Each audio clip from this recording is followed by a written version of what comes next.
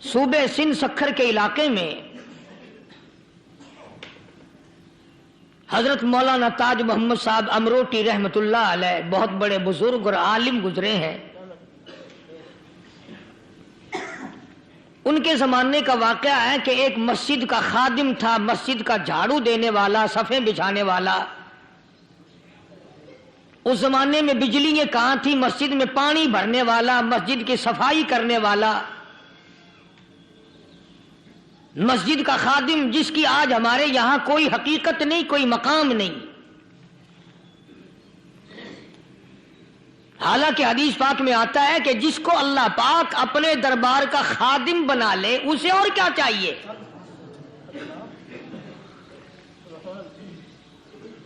صدر کے ایوان صدر کے جھاڑو دینے والے کو فخر ہے میں ایوان صدر کا خادم ہوں. گورنر ہاؤس کے جھاڑو دینے والے کو فخر ہے میں گورنر ہاؤس کا خادم ہوں. کمشنر کے خادم کو فخر ہے میں کمشنر کا خادم ہوں. اور یہاں کوئی فخر نہیں کہ میں اس حکم الحاکمین کے دربار کا ایلچی ہوں.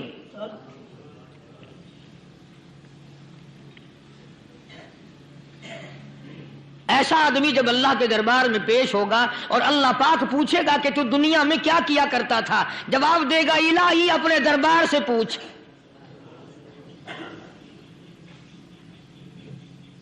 تو مسجد کا خادم تھا، نیک آدمی تھا، لوگوں کو اس کی حقیقت کا پتہ نہ تھا. اللہ والوں کی ایک یہ علامت بھی ہے، ایک یہ نشانی بھی ہے کہ وہ اپنے آپ کو چھپاتے ہیں، وہ لوگوں سے اپنے آپ کو مخفی رکھنا چاہتے ہیں.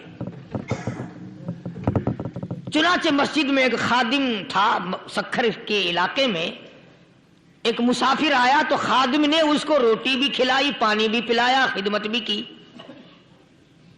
اور عشاء کی نماز کے بعد اس مسافر کو کہنے لگا کہ میں تجھے مسجد میں نہیں رہنے دوں گا. اب وہ مسافر بڑا حیران کہ یار نیک آدمی معلوم ہوتا ہے، مجھے کھانا کھلایا، میری خدمت کی، اب یہ مجھے مسجد سے کیوں نکالتا ہے. اس نے کہا صاحب مسجد میں کسی کو سونے کی اجازت نہیں، میں مسجد میں نہیں رہنے دیتا کسی کو بھی. تو مسافر کہتا ہے کہ اس کے کہنے سے میں نکل تو گیا، دل میں میرے یہ کہ کوئی خاص بات ہے، ورنہ یہ آدمی نہ تو نفرت کرنے والا، نہ تکبر کرنے والا، نہ فخر کرنے والا ہے. کوئی بات پہلے زمانے میں لوگ سوچا کرتے تھے، اب تو ایک منٹ میں کفر کا فتویٰ لگا دیتے ہیں. اب اگر آج کوئی اس نیت سے کہہ دے مسافر کو کہ بھئی یہاں چوری ہو جاتی ہے، لاؤڈ اسپیکر چوری ہو جاتے ہیں، گھنٹے چوری ہو جاتے ہیں، لہذا مسجد میں نہ سو، اور کوئی مسیحت ہے تو پھر تھانہ ہویا کہ مسافر اس وقت تو نکل گیا اور دور جا کر کے عشاء کی نماز کے بعد پھر واپس آ گیا.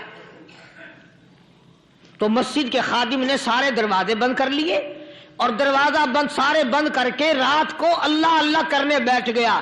مسافر کہتا جب وہ کہتا تھا اللہ ہو کہتا اتنی روشنی مسجد میں ہوتی تھی کہ مجھے کڑی اور شتیر نظر آتے تھے.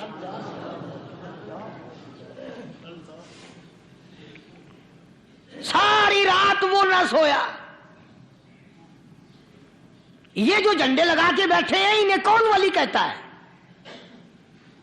ولی کو جھنڈا لگانے کی ضرورت کیا پڑی ہے؟ صبح ہوئی، اذان سے کچھ دیر پہلے اس مسجد کے خادم نے دروازے کھولے، لوگ آ گئے. اب اس مسافر نے تو حال دیکھ لیا تھا.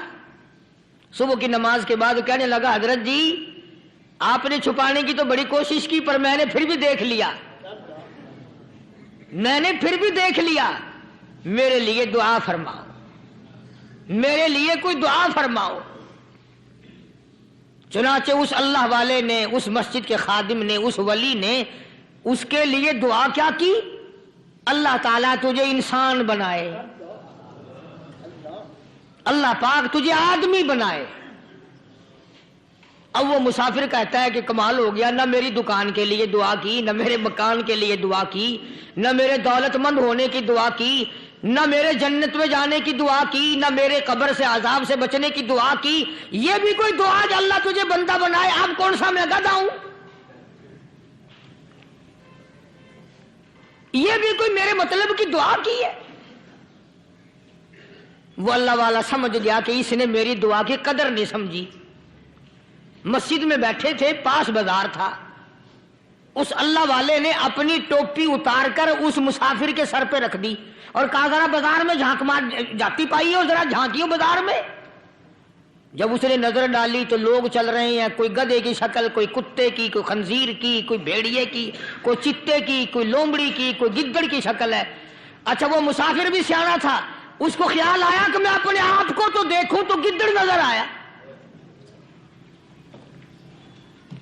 پھر اس اللہ والے کی دعا کی قدر ہوئی. تو اس پر یہ میں نے ذکر کر دی بات، ایک حکایت اللہ والے کی کہ ہم کوئی بندے ہیں. اب آپ لوگوں میں سے شانے آدمی یہ کہتے ہوں گے کہ جی تو نے تو بات بنا دی ممبر پہ بیٹھ کے، آدمی نہیں تو اور ہم کیا ہیں؟ آؤ ذرا قرآن کریم سے پوچھیں. فرمایا لہم قلوب لا یفقہون بہا. اللہ پاک جل شانہ فرماتے ہیں جس کا دل قرآن کریم سمجھنے کا عادی نہیں. لہم قلوب لا یفقہون بہا، جس کا دل قرآن سمجھنے کے لیے تیار نہیں.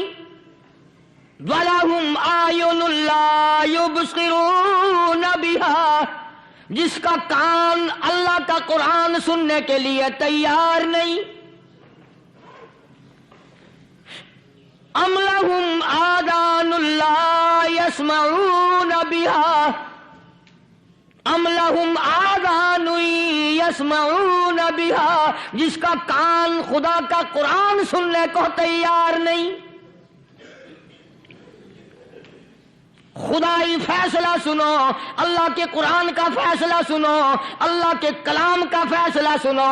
جس کا کان میرا کلام سننے کے لیے تیار نہیں، جس کو میرا قرآن سن کے مزہ نہیں آتا، جس کو میرا کلام سن کے حلاوت نہیں آتی، جس کو میرا کلام سن کے لذت نہیں آتی، جس کی روح تازی نہیں ہوتی، جس کو لطف نہیں آتا، جس کو کیف نہیں آتا، جس کو سرور نہیں آتا، جو میرا قرآن سننے کو تیار نہیں، جو میرا قرآن آنکھوں سے دیکھنے کو تیار نہیں، جو میرا قرآن سننے سمجھنے کے لیے تیار نہیں.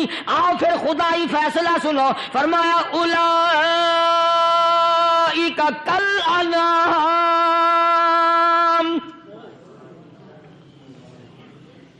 میرا فیصلہ نہیں، کسی پارٹی کا فیصلہ نہیں، کسی فرقے کا نہیں، کسی طبقے کا نہیں، کسی جماعت کا نہیں. فرمایا اولئک الانعام. پیدا کرنے والا مالک و خالق کہتا ہے مجھے اپنی کبریائی کی قسم یہ سارے جانور ہیں.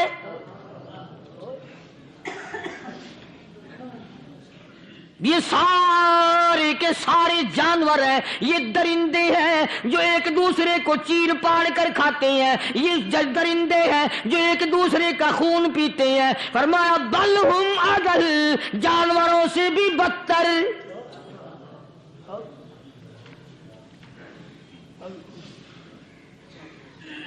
جس کے دل میں قرآن سن کر ترس نہیں، جس دل میں رحم نہیں، اپنے سے کمزور دیکھ کر جس کے دل میں شفقت نہیں، مہربانی کا مادہ نہیں. فرمایا وہ کوئی بندہ ہے، وہ تو جانور ہے. اور خدا غضب میں آ گیا، فرمایا بل ہم اضل، اس سے بھی بدتر. اللہ والے جو ہیں وہ ان خصلتوں کو دور کراتے ہیں اور وہ آدمی کے مزاج اور دل میں سے ایسی چیزیں نکالتے ہیں جو اس کی بربادی کا ذریعہ بنتا ہے.